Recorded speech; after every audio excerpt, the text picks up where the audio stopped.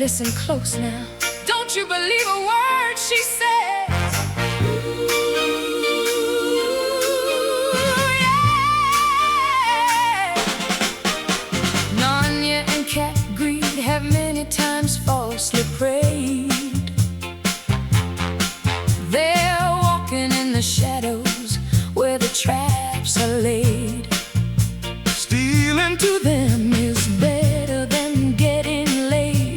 A bitter, cold foundation for the games they played.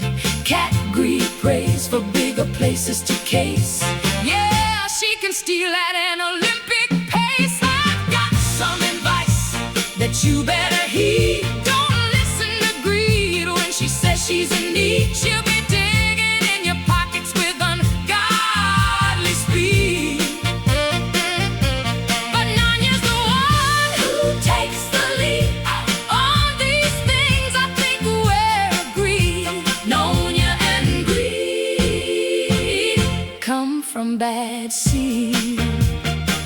No, Narnia and Cat Greed are sold together for life, bound by the hustle, the trouble, and strife. While Thomas Ray Fellows plays the fife, running from the truth like a targeted wife, being chased around with a cheap case knife, ordering Cooley to go get his gun. I've got some advice that you better heed. Don't listen to Greed when she says she's in need. She'll be digging in your pockets with ungodly speed.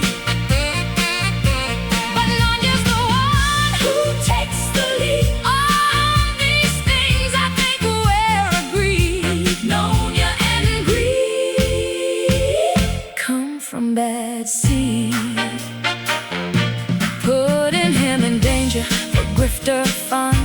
They laugh in the dark when the damage is done. Just like him, these girls ain't perfect. Look at the circle, it's no surprise they connect. Cat Greed would set the sap out of a Christmas tree, while Narnia sits back sucking on a wheel of brie. Hold Tommy Chance the words. Gimme, gimme, gimme.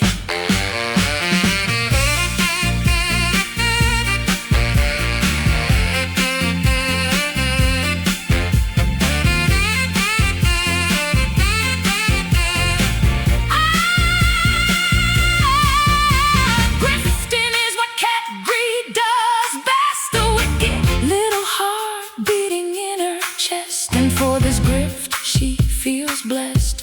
But time is running out on a lifetime request. She'll never reach Nirvana 'cause she's failed the test. Oh, she failed the test now. Look at the rest.